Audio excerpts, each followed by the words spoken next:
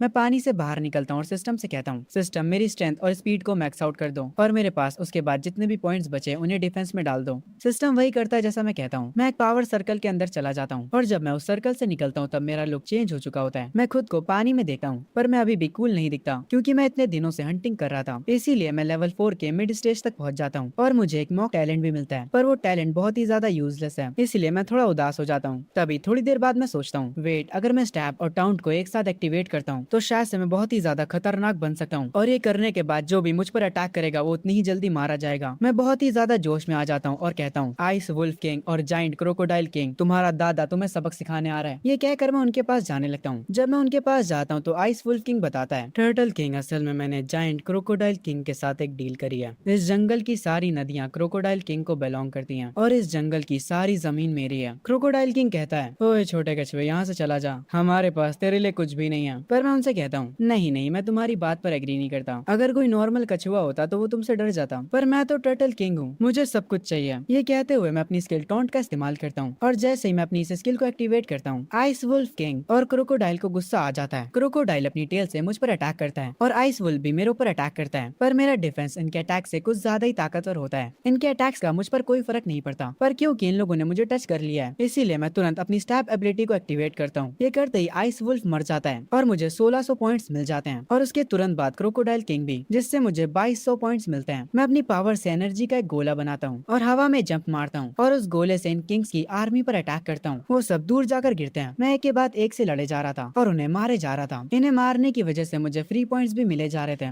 इसीलिए इनकी आर्मी में जितने भी मॉन्स्टर्स होते हैं मैं उन सबको इजिली मार देता हूँ। इन सबको खत्म करने के बाद मुझे काफी सारे पॉइंट्स मिल जाते हैं।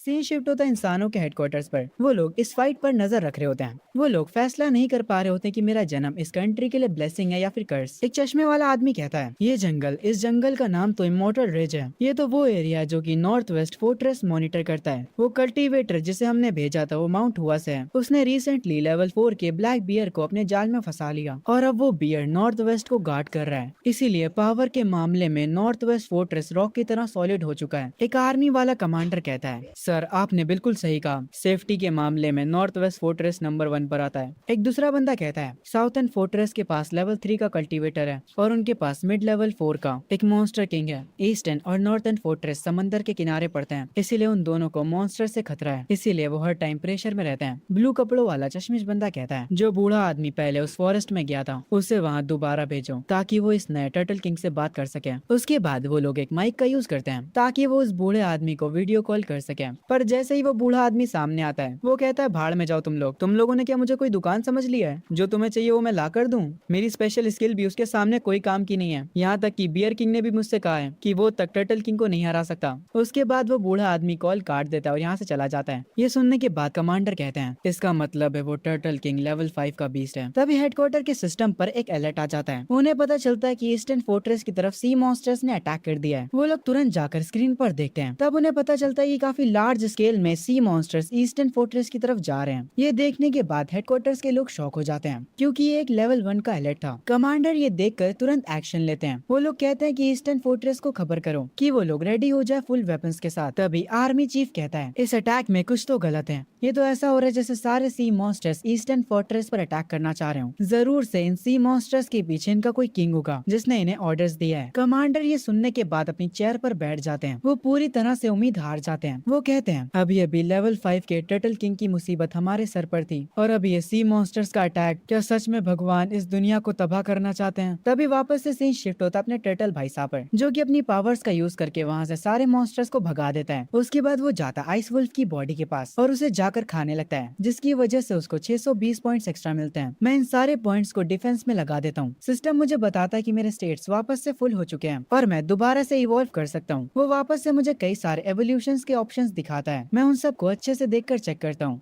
और ये ऑप्शंस पहले वाले से काफी बेटर होते हैं, जिन्हें देखकर मैं खुद भी हैरान होता हूँ। मैं अच्छे से सोचता हूँ कि मुझे किस में इवॉल्व होना चाहिए। मैं दो ऑप्शंस में कंफ्यूज होता हूँ। उनमें से एक ऑप्शन की स्पीड और स्ट्रेंथ बेकार होती है पर उसका डिफेंस बहुत बढ़िया होता है। पर मुझे स्पीड और स्ट्रेंथ का बहुत काम है, इसीलिए मैं सुप्रीम ड्रैगन टर्टल बनना चुनता हूँ। कुछ ही देर में सिस्टम मुझे इवॉल्व कर देता है और मैं बन जाता हूँ सुप्रीम ड्रैगन टर्टल। इस एवोल्यूशन के बाद मैं लेवल 5 का मॉन्स्टर बन जाता हूँ, पर मुझे कोई नया टैलेंट नहीं मिलता। पर मुझे एक चीज रिवॉर्ड में मिलती है जिसका नाम होता है अल्टीमेट एवोल्यूशन। मुझे अभी तो समझ नहीं आता कि ये चीज क्या है। खैर, इसके बाद मैं डिसाइड करता हूँ अब टाइम आ चुका है इंसानों से मिलने का। मैं इस जंगल को बाय बोलता हूँ और इंसानों से मिलने के लिए निकल पड़ता हूँ। सीन शिफ्ट होता है कुछ दिनों बाद। हम एक बहुत बड़ी सी वॉल को देखते हैं। जैसी अटैक ऑन टाइटंस में थी इंसानों को मॉन्स्टर से बचाने के लिए काफी सारे सोल्जर्स वेपन्स को लेकर उस वॉल के ऊपर खड़े होते हैं। तभी यहाँ से हमें बहुत दूर से टर्टल किंग दिखाई देता है। टर्टल किंग को आर्मी चीफ स्पॉट कर लेता है। उसके साथ ही कह रहे होते हैं, सर क्या हमें हमला करना चाहिए? टर्टल किंग को देखकर सबकी फटी होती है। सारे सोल्जर्स एक दूसरे को सिचुएशन के बारे में बता रहे होते हैं। वो लोग आर्मी चीफ से परमिशन मांग रहे होते हैं मिसाइल फायर करने के लिए। तभी यहाँ पर वही बूढ़ा कल्टीवेटर आता है और हम देखते हैं यहाँ पर बियर किंग भी बैठा होता है। बूढ़ा कल्टीवेटर आकर उससे बात करता है और कहता है, मेरे बड़े भाई तुम उस टर्टल से लड़ तो लोगे है ना? बियर कहता है, अरे 19-1 हो जाएगा। 19-1 सुनकर बूढ़ा आदमी खुश हो जाता है और कहता है, मतलब तुम बस 19 अटैक में उसे हरा सकते हो? रुको मैं अभी ये बात सबको बता देता हूँ। तभी बियर किंग कहता है, मेरे कहने का मतलब था कि उसके एक अटैक से मेरे 19 टुकड़े हो जाएंगे। जो सुनने के बाद उस कल्टीवेटर की फट जाती है। वो तुरंत जमीन पर गिर जाता है। इस मूवमेंट में मैं भी वॉल्स के पास आ चुका होता हूँ। आर्मी चीफ मुझसे बात करने के लिए नीचे आने वाला होता है। उसे उसके लोग रोक रहे होते हैं पर वो उनकी बात नहीं मानता। वो कहता है, अगर टर्टल किंग को समझाने के लिए मेरी जान ही क्यों ना चली जाए, मैं ये करूंगा अपनी कंट्री के लिए। ये कहने के बाद आर्मी चीफ नीचे जाने लगता है। वो बड़ा सा गेट खुलता है। आर्मी चीफ उससे बाहर निकलता है कुछ सोल्जर्स के साथ। मैं उन्हें देखकर कहता हूँ, अगर इन्होंने एक साथ भी मुझ पर अटैक किया तब भी मुझे थोड़ा सा भी फर्क नहीं पड़ने वाला। मैं उनके सामने एक शेर जैसी दहाड़ मारता हूँ। वहाँ पर पूरा धुआं धुआं हो जाता है। सारे सोल्जर्स मेरे आगे झुक जाते हैं। आर्मी चीफ कहता है हमारे सारे कल्टीवेटर्स इस फोर्ट्रेस में हैं। टर्टल किंग आप उन्हें खा सकते हैं, बस आम इंसानों को छोड़ दीजिएगा। मैं ये सुनने के बाद हैरान होता हूँ, आखिर ये बंदा क्या बातें कर रहा है। मैं अपने साइज को छोटा करता हूँ। तभी यहाँ पर बियर किंग आ जाता है। वो मेरे सामने हाथ जोड़ता और कहता है टर्टल किंग आप उसी जंगल से बिलोंग करते हो जहाँ से मैं हूँ। हम एक दूसरे के पड़ोसी हुए, प्लीज इंसानों को छोड़ दो। मुझे कुछ समझ नहीं आ रहा होता आखिर ये लोग मुझसे कह क्या रहे हैं। मैं बियर किंग से कहता हूँ मुझे बस ईस्टर्न फोर्ट्रेस का रास्ता चाहिए, भग जाओ यार यहाँ से, तुम पता नहीं क्या बातें कर रहे हो। ये कहकर मैं बियर किंग को दूर फेंक देता हूँ। वो डायरेक्ट जाकर वॉल से लड़ पड़ता है। वो वॉल के अंदर चिपक जाता है। मेरी पावर को देखकर यहाँ के सारे इंसान डर जाते हैं। उनका एक सोल्जर कहता है भले ये टर्टल किंग क्यों ना हो, हम इस फोर्ट्रेस के अंदर के इंसानों को मरने नहीं दे सके, भले ही हमें इससे फाइट क्यों ना करनी पड़े।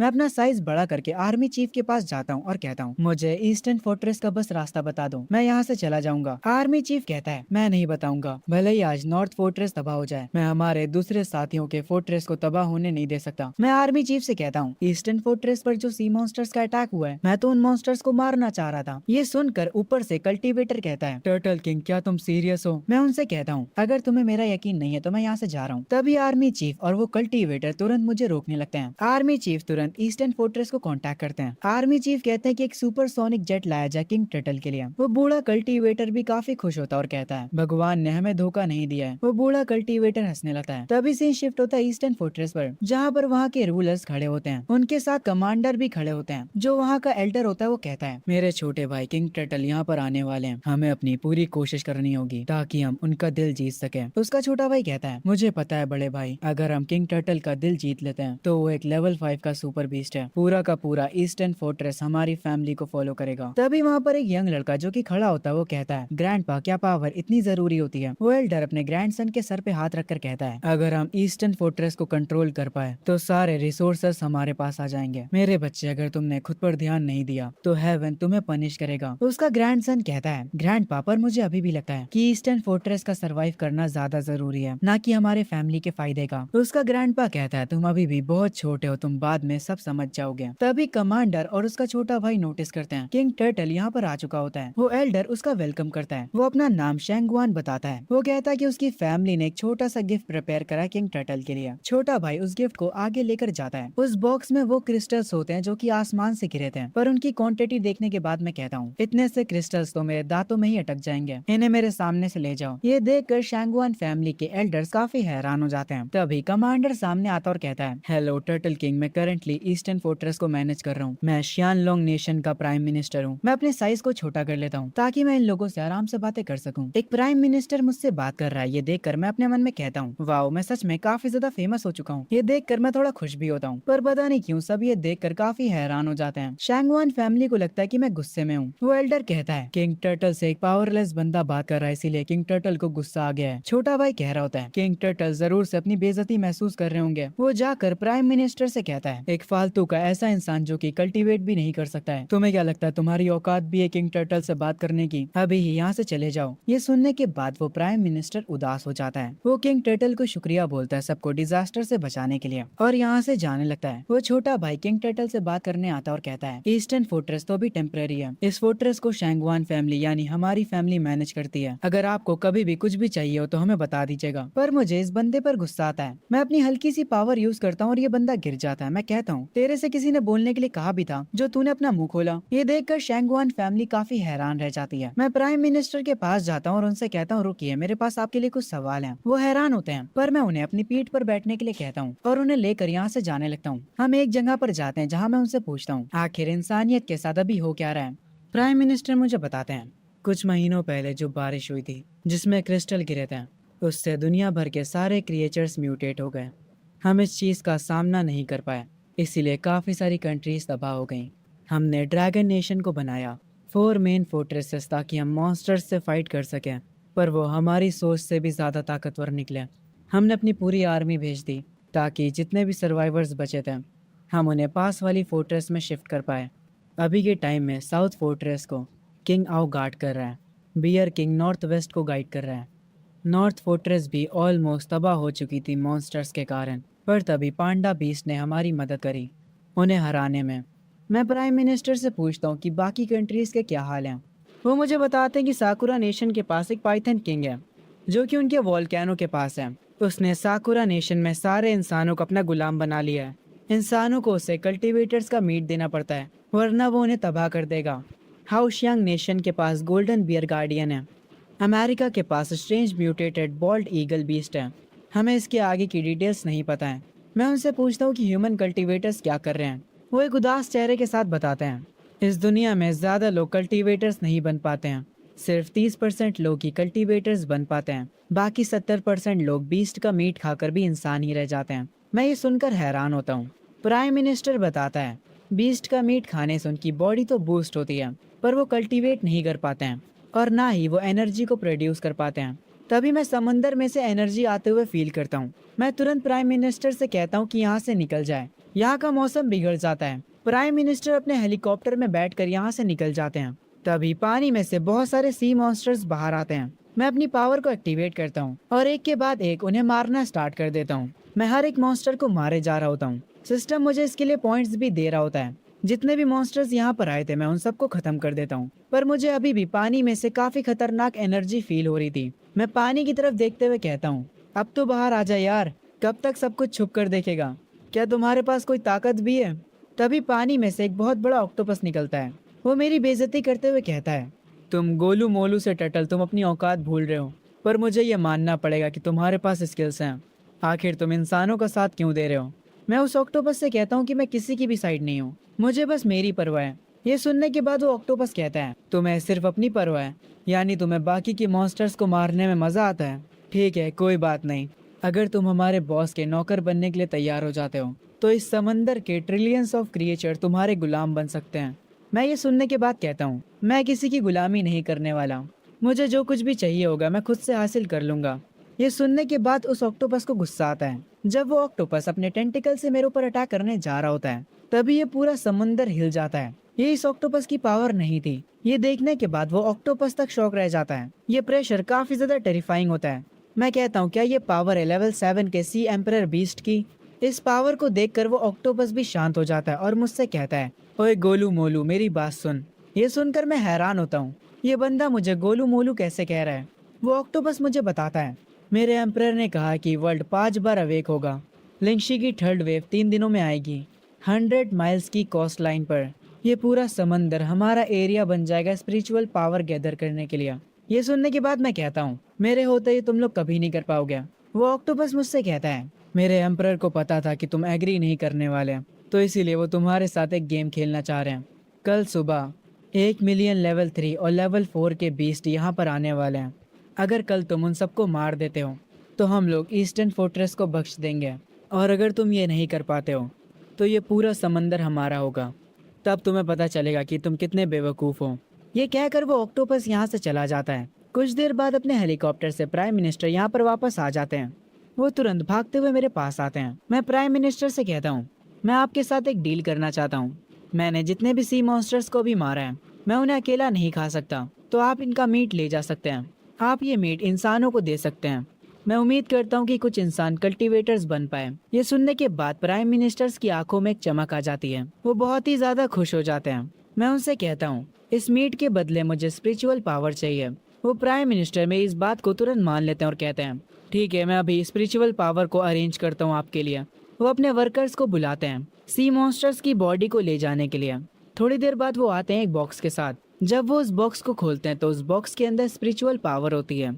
जो मॉन्स्टर्स का मीट मैंने उन्हें दिया है उसकी कीमत होती है 2 lakh spiritual power.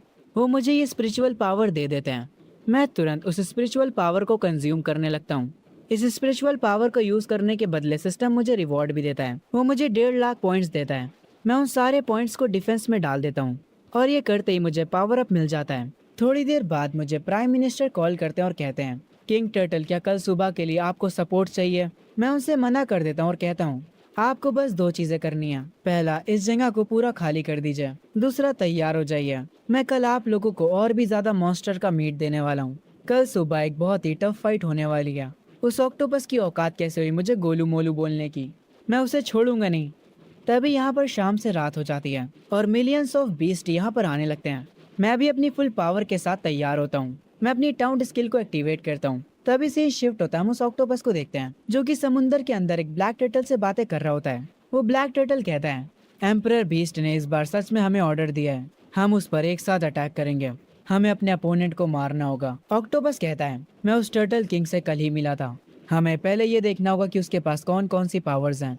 Black turtle कहता है, इसीलिए तो हम उसके पास मिलियंस ऑफ सी मॉन्स्टर्स भेज रहे हैं, ताकि हम उसकी मेन स्किल का पता लगा सकें। जब उसकी सारी स्किल्स खत्म हो जाएंगी, तब वो मोमेंट होगा जब हम उस पर अटैक करेंगे। हम तुरंत उसे खत्म कर देंगे। हम देखते हैं ऊपर लैंड पर टर्टल किंग तैयार होता है सबसे फाइट करने के लिए। वो तुरंत एक के बाद एक सी मॉन्स्टर्स को मारने लगता है। उसके ऊपर काफी सारे बीस्ट एक साथ अटैक करते हैं, पर वो फिर भी उन पर भारी पड़ रहा होता है। ये फाइट हेडक्वार्टर में सारे लोग स्क्रीन पर देख रहे होते हैं। आर्मी चीफ कह रहा होता है, क्या turtle king millions of beast को हैंडल कर पाएगा? प्राइम मिनिस्टर कहते हैं, हमें उस पर भरोसा करना होगा और इस मौके का फायदा उठाना होगा। टॉप काउंसिल ने डिसाइड कर लिया है, इस बार टर्टल किंग जिन भी मॉन्स्टर्स को मारेगा, उनकी बॉडी कल्टीवेटर्स ले जाएंगे। हम कुछ समय बाद का सीन देखते हैं। हमारे टर्टल किंग ने एक लंबी लड़ाई के बाद सारे मॉन्स्टर्स को हरा दिया होता है। ये चीज देखकर ऑक्टोपस पानी के अंदर से काफी गुस्सा होता है। वो गुस्से में कहता है, बस इंतजार करो, हम तुम्हें जल्द ही सबक सिखाएंगे। क्योंकि अब पानी से और सी बीस्ट बाहर नहीं आ रहे होते हैं, इसीलिए मैं प्राइम मिनिस्टर से कहता हूँ कि यहाँ से सारी बॉडीज उठवा लें। एक पर्सन मुझे देखकर डर जाता है। मैं उससे जबकि कहता भी हूँ कि मैं इंसानों को नहीं खाता हूँ।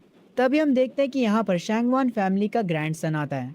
वो मुझसे आकर पूछता है, किंग टर्टल, क्या इंसान या सच में खतरे में है? ये सुनने के बाद उसके ग्रैंडफादर हैरान हो जाते हैं और वो उसे चुप रहने के लिए कहते हैं। मैं उनके ग्रैंडसन के जवाब में कहता हूँ कि मुझे नहीं पता। उनका ग्रैंडसन काफी गुस्सा होता और कहता है, मुझे यकीन नहीं हो रहा, हम इंसानों ने आइस एजेस को सरवाइव करा, समुंदर की वेव्स को सरवाइव किया, यहाँ तक कि हमने वॉर्स को भी सरवाइव किया है। हम लोग हमेशा जिंदा बचे हैं।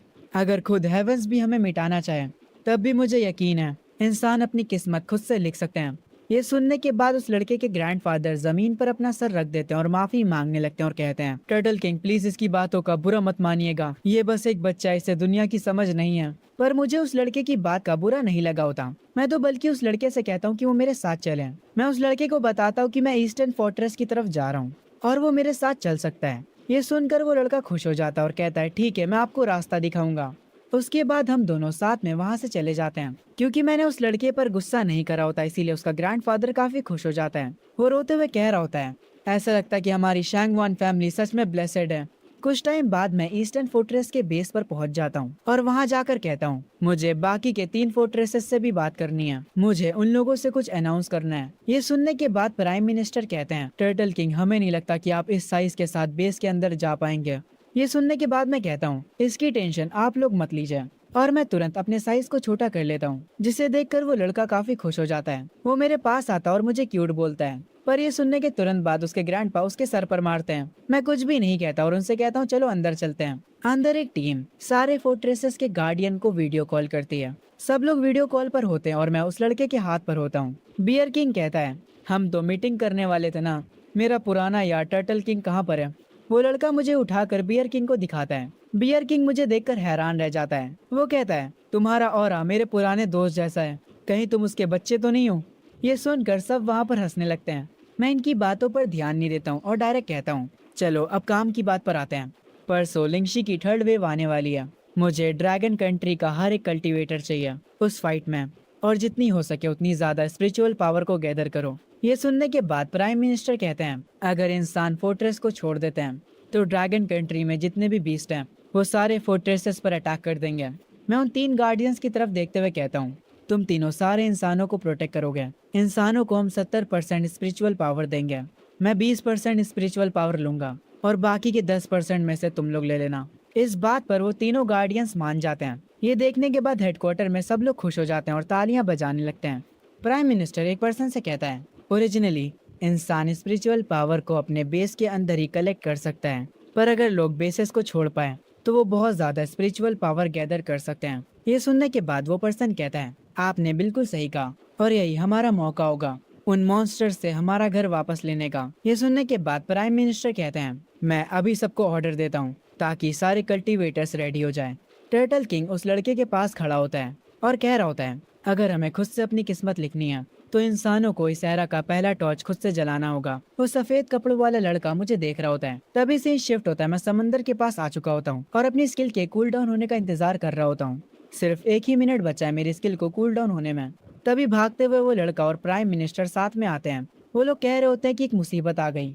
वो मुझे परेशान चेहरे के साथ बताते हैं टर्टल किंग पांडा किंग बहुत ही ज्यादा घायल हो चुका है। लेवल 5 के सी बीस्ट ने उस पर अटैक करा है। साउथ फोर्ट्रेस प्रिपेयर करा ताकि वो शेनोंग को एक्सपेंड कर सके। एक जाइंट एप सडनली माउंटेन से नीचे आ गया है। उसने नीचे आते ही हमारे लायन किंग को आसानी से धूल चटा दी। वो तो उसके साथ ऐसे खेल रहा था जैसे लायन किंग कोई बच्चा हो। मैं प्राइम मिनिस्टर से पूछता हूँ आखिर अभी की सिचुएशन क्या है। वो मुझे बताते कि नॉर्थ वेस्ट फोर्ट्रेस अभी सेफ है, क्योंकि अभी तक किसी भी लेवल 5 के जाइंट मॉन्स्टर ने वहां पर अटैक नहीं किया है। पर तब भी ये एक बड़ी प्रॉब्लम है। मैं प्राइम मिनिस्टर से कहता हूँ सारे वेपन्स को तुरंत तैयार करवाइए। जो भी कल्टीवेटर्स लेवल 3 के हैं उन्हें नॉर्थ में भेज दीजिए सपोर्ट के लिए। ये सुनने के बाद प्राइम मिनिस्टर कहते हैं अभी तक समुंदर से मॉन्स्टर्स नहीं आए। अगर अभी हमारी मेन फोर्स नॉर्थ की तरफ जाती है तो फिर सी मॉन्स्टर्स ईस्टर्न फोर्ट्रेस को तबाह कर देंगे। मैं यहाँ के लोगों को खतरे में नहीं डाल सकता।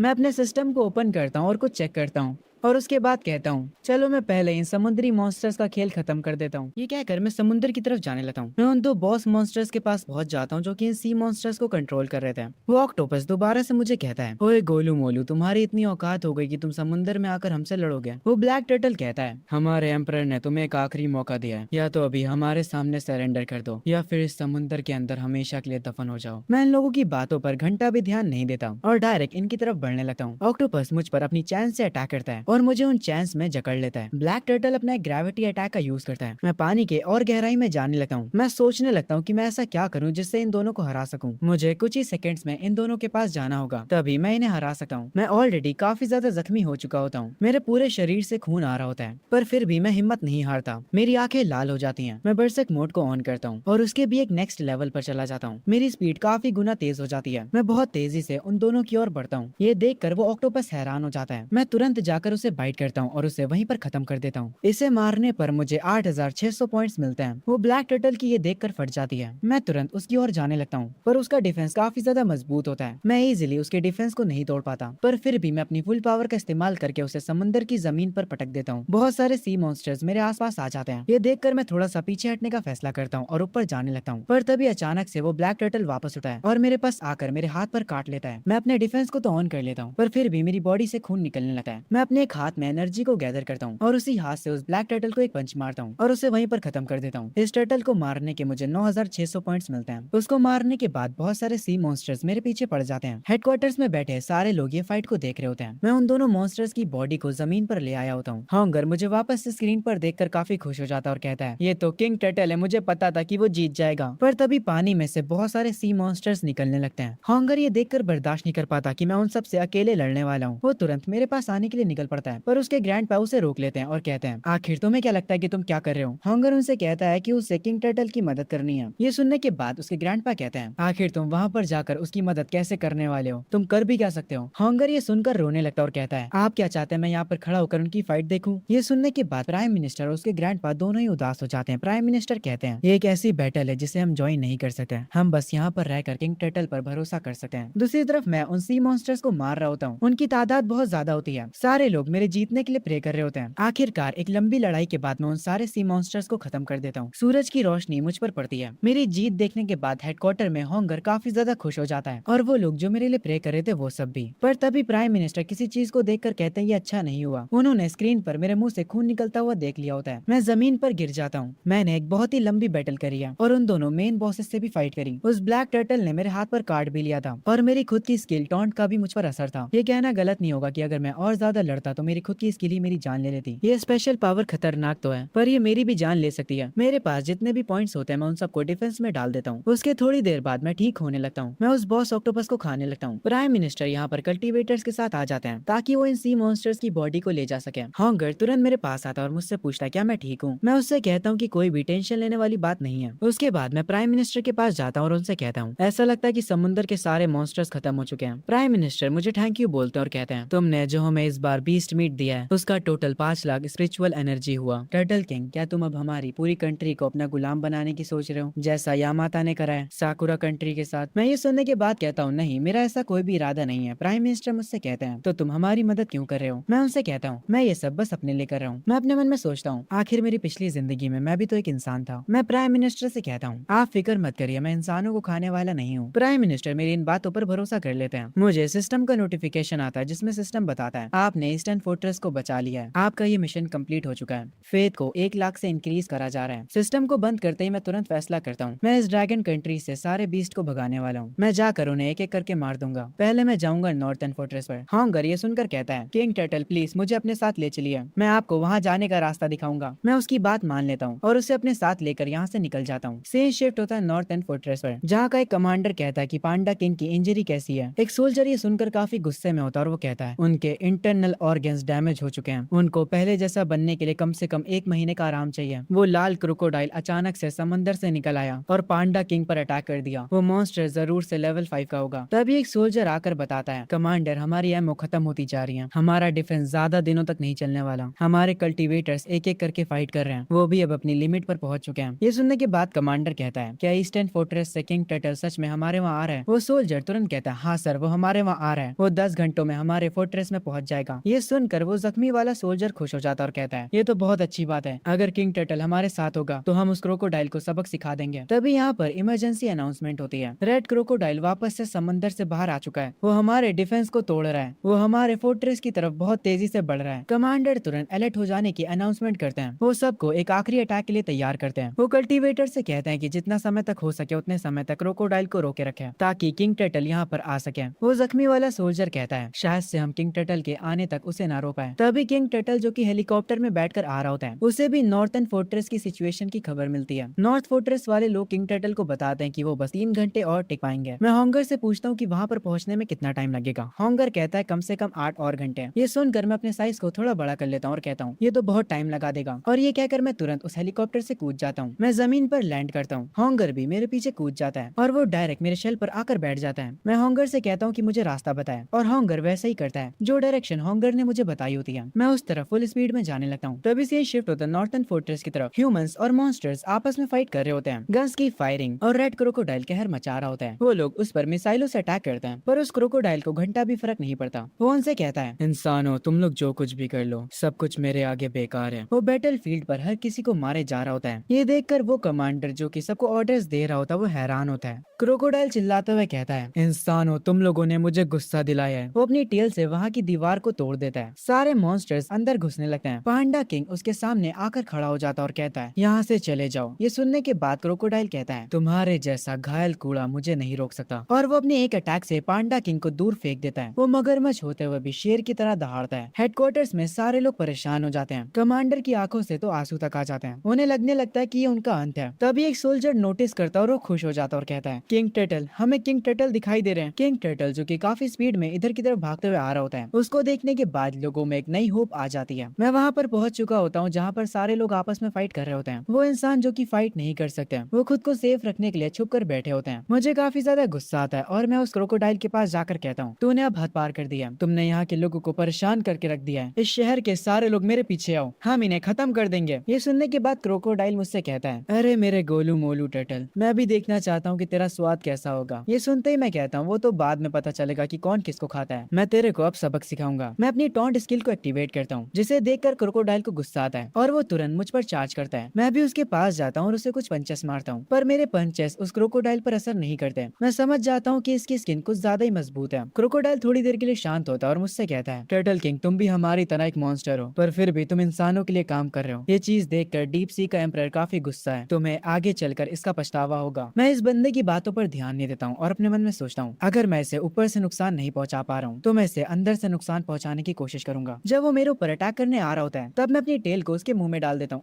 और क्योंकि मेरे टेल में कांटे लगे थे इसीलिए उसकी पूरी जीभ कट जाती है। उसके बाद मैं हवा में घूमता हूँ और घूमते घूमते तेजी से उस पर अटैक करता हूँ और कुछ ही अटैक्स के साथ मैं उसे मार देता हूँ और इस मॉन्स्टर को मारने पर मुझे 12,000 पॉइंट्स मिलते हैं। मतलब ये काफी स्ट्रॉन्ग मॉन्स्टर था। हेडक्वार्टर में एक सोल्जर रिपोर्ट दे रहा होता है और कह रहा होता है, पांडा किंग काफी बुरी तरह से जख्मी है, कल्टीवेटर्स को तुरंत इमरजेंसी ट्रीटमेंट के लिए ले जाया जा रहा है। तभी हॉन्गर मुझे लेकर कमांडर के पास आ जाता है। वहाँ का कमांडर मुझे ग्रीट करता है। मैं उस कमांडर से कहता हूँ कि तुमने बहुत अच्छा काम करा, अब मेरी मदद करो ताकि मैं ईस्टर्न फोर्ट्रेस के चीफ को कांटेक्ट कर सकूं और उनसे कहो कि नॉर्थ फोर्ट्रेस के ब्लैक बियर किंग को यहाँ भेजे, मेरे पास कुछ प्लान्स हैं। वो कमांडर कहता है फिर हम इंसानों को क्या करना होगा। मैं कमांडर से कहता हूँ कि इन सारी चीजों को ब्रॉडकास्ट करो और मेरी ये बात मानकर वो लोग हजारों की तादाद में कैमरा ड्रोन्स को आसमान में छोड़ देते हैं ताकि इंसान हर एक चीज पर नजर रख सके। उन ड्रोन्स में असल में एक स्पीकर भी लगा होता है और इस स्पीकर में मेरी रिकॉर्डिंग होती है जिसमें मैं कह रहा होता हूँ होशिया में जितने भी बीस्ट हैं वो इस लड़ाई में इंसानों का साथ देंगे। ये मेरा यानी किंग टर्टल का ऑर्डर है, हर एक बीस्ट को मेरी बात माननी होगी। वो लोग सिटी में आकर इंसानों के साथ मिलकर लड़ सकें। बीस्ट और इंसान एक दूसरे पर कोई भी अटैक्स नहीं करेंगे। ये बात उस जाइंट एप तक भी पहुंचती है और वो कहता है ये तो काफी इंटरेस्टिंग लग रहा है। इस बात को हर एक पावरफुल मॉन्स्टर समझता है। मैं महसूस कर सकता हूँ कि ये जो स्पिरिचुअल एनर्जी है वो हर बार बढ़ती जा रही है। पहले स्पिरिचुअल एनर्जी चावल के दाने जितनी थी,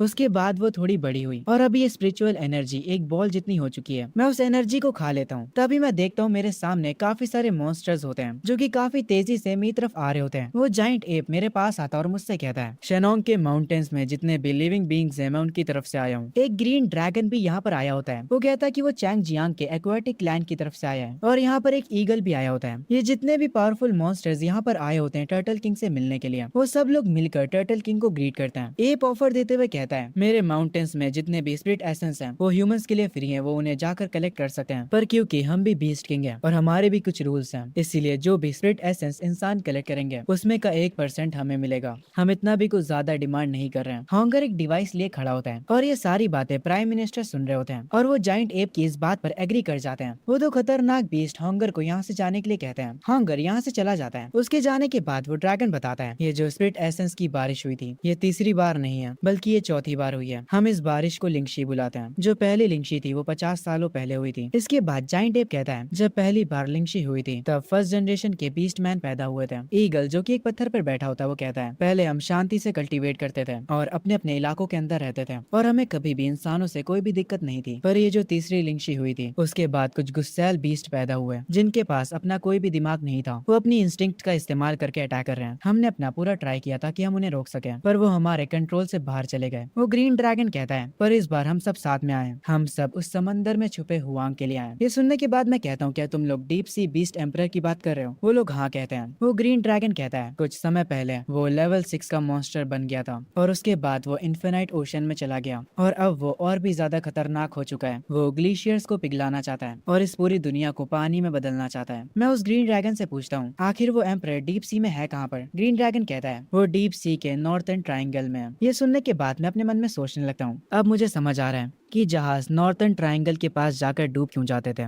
मुझे लगता है कि ये सब उसी का किया कराया है। ईगल कहता है तो अब हम सबको मिलकर डीप सी बीस्ट एम्परर से फाइट करना होगा। टर्टल किंग तुम भी हमारे साथ आ जाओ। मैं एक पत्थर पर खड़ा हो जाता हूँ और जितने भी बीस्ट मेरे आसपास थे उन सबसे कहता हूँ यहाँ पर जितने भी लोग हैं अगर तुम सब मेरे अंडर सर्व करते हो। पर ये सुनते ही वहाँ के जितने भी बीस्ट होते हैं वो गुस्सा हो जाते हैं और कहते हैं क्या तुम खुद को हमारा राजा समझ रहे हो? तुम्हें लगता है कि तुम हमें ऑर्डर दे सकते हो? इनके इस बिहेवियर को देखकर मैं अपनी एक एबिलिटी का यूज करता हूँ और इन बीस्ट को इनकी औकात दिखा देता हूँ। वो लोग तुरंत मेरी बात मान जाते हैं। जाइंट एप कहता है हमें क्या करना चाहिए। मैं उनसे कहता हूँ कि बस अपने इलाके में चले जाओ और अपनी आर्मी को कंट्रोल करो और उनसे मना करो कि वो लोग इंसानों पर अटैक ना करें और अगर इस बीच में कुछ भी उल्टा होता है तो मैं तुम सबको कांटेक्ट करूंगा। मेरी बात मानकर वो सारे बीस्ट यहाँ से चले जाते हैं और कुछ टाइम पहले जैसे हमारी डील हुई थी मॉन्स्टर्स के साथ, सारे इंसान स्पिरिचुअल स्टोन को कलेक्ट कर रहे होते हैं और कोई भी बीस्ट उन पर अटैक नहीं कर रहा होता है। कभी भी किसी ने ये नहीं सोचा था कि इंसान और मॉन्स्टर्स एक साथ रह सकते हैं। इस बात के लिए सब लोग टर्टल किंग को शुक्रिया कहते हैं। वो लोग खुश होते हैं कि उनकी कंट्री के पास टर्टल किंग है। कुछ समय बाद कमांडर ट्रक भर के 5 लाख स्पिरिट स्टोन्स मेरे लिए लेकर आता है। हर एक क्रिस्टल से मुझे 10 फ्रीडम पॉइंट्स मिलते हैं तो मुझे टोटल 5 मिलियन पॉइंट्स मिलेंगे। ये सोचकर ही मेरी आंखों में एक अलग सी चमक आ जाती है। मैं कमांडर से कहता हूँ कि बाकी के बीस्ट किंग्स को भी उनके हिस्से के क्रिस्टल्स पहुंचा दिया जाए। कमांडर कहता है कि इस बात की आप फिक्र मत करिए। फिर मैं उन सारे क्रिस्टल्स को कंज्यूम करने लगता हूँ और कुछ ही देर में मैं उन सारे क्रिस्टल्स को कंज्यूम कर लेता हूँ। मुझे 5 मिलियन पॉइंट्स मिल जाते हैं जिसकी मदद से मैं अपने सारे स्टेट्स को मैक्स आउट कर लेता हूँ। पर मुझे अभी तक ये नहीं पता चला कि ये जो फेथ पावर मुझे मिली है ये एक्चुअली में है क्या। तभी हॉन्गर मेरे पास भागते हुए आता है और मुझसे कहता है टर्टल किंग एक मुसीबत है। साकुरा नेशन का जाइंट स्नेक हजारों की तादाद में इलाइट बीस्ट को लेकर हमारे ड्रैगन नेशन की तरफ आ रहा है। मैं तुरंत हॉन्गर से पूछता हूँ वो किस डायरेक्शन से आ रहा है और उसका पावर लेवल क्या है। हॉन्गर मुझे उनका रास्ता बताता है कि वो लोग किस रास्ते से आ रहे हैं। वो ईस्टर्न फोर्ट्रेस से होकर आएंगे। उसके बाद हॉन्गर कहता है अगर हम लोग पावर लेवल की बात करें तो वो मिड लेवल 6 पर होगा। मैं ये सुनने के बाद कहता हूँ ठीक है मैं समझ गया। उन सारे बीस्ट किंग्स को इकट्ठा करो जो कि पानी में लड़ सकते हैं और उन्हें तुरंत ईस्टर्न फोर्ट्रेस की तरफ भेजो। मेरी ये कमांड सुनकर ग्रीन ड्रैगन ईस्टर्न फोर्ट्रेस की तरफ बढ़ने लगता है और काफी सारी टर्टल्स की आर्मीज भी। हर एक पानी वाला मॉन्स्टर ईस्टर्न फोर्ट्रेस को बचाने के लिए निकल पड़ता है। इतने सारे मॉन्स्टर्स को अपनी तरफ आता हुआ देख प्राइम मिनिस्टर्स और चीफ हैरान हो जाते हैं। वो सारे मॉन्स्टर्स ईस्टर्न फोर्ट्रेस में अपना कदम रख देते हैं। वहाँ का कमांडर उनसे कहता है, जितने भी बीस्ट किंग यहाँ पर हैं, मैं उन सबको बताना चाहूंगा। हमें खबर मिली है कि ओरोची और उसकी आर्मी कल तक आ जाएगी। हमने सारी तैयारियां कर ली हैं, पर हमारी एक और भी दिक्कत है। हम इतने जाइंट मॉन्स्टर्स के साथ कैसे कोऑर्डिनेट करेंगे? ये सुनते ही ग्रीन ड्रैगन कहता है, इंसान क्या तुम कहना चाहते हो कि तुम मेरी आर्मी को कमांड करोगे? ये सुनकर वो टर्टल भी गुस्सा हो जाता है और कहता है, हम लोग सिर्फ अपने किंग की बात मानते हैं। ये सुनकर कमांडर और प्राइम मिनिस्टर दोनों ही हैरान रह जाते हैं। पर तभी मैं वहाँ पर पहुँचता हूँ और कहता हूँ, अगर तुम लोग इनकी बात नहीं मानोगे तो हम इस फाइट को कैसे जीतेंगे? तुम्हारे पास कोई भी बैटल एक्सपीरियंस नहीं है और ना ही मेरे पास है, पर इन ह्यूमंस ने काफी सारी वॉर्स को सर्वाइव किया है। मेरी बात सुनकर ग्रीन ड्रैगन कहता है, क्योंकि ये बात टर्टल किंग कह रहा है इसीलिए मैं ये करूंगा। वो दूसरा वाला टर्टल भी बात मान जाता है और एब तो वैसे भी एग्री करने ही वाला था। एब कहता है, ठीक है फिर हमें बताओ कि हमें क्या करना है।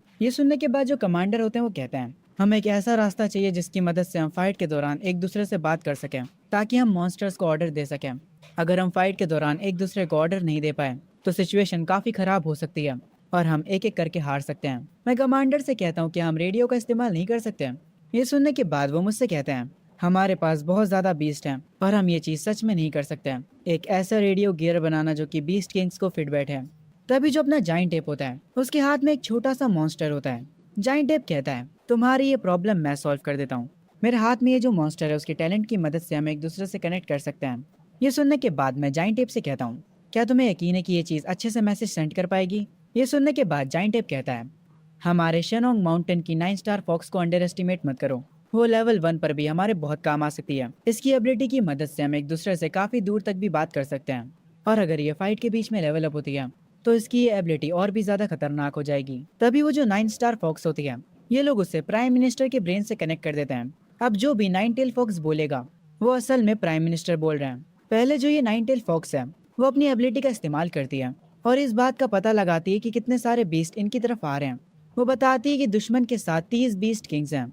ये सुनने के बाद होंगर शॉक हो जाता है और कहता है, उनके पास 30 बीस्ट किंग हैं, हमारे पास तो सिर्फ 15 हैं। ये सुनने के बाद सब लोग हैरान हो जाते हैं। तभी फॉक्स कहती है, उसका ब्रेन अब कमांडर से कनेक्ट हो चुका है। ये फॉक्स कहती है, हम इंसान तुम्हें अच्छे वेपन्स प्रोवाइड करेंगे, तो सारे बीस्ट किंग बताओ कि उन्हें कैसे वेपन्स चाहिए।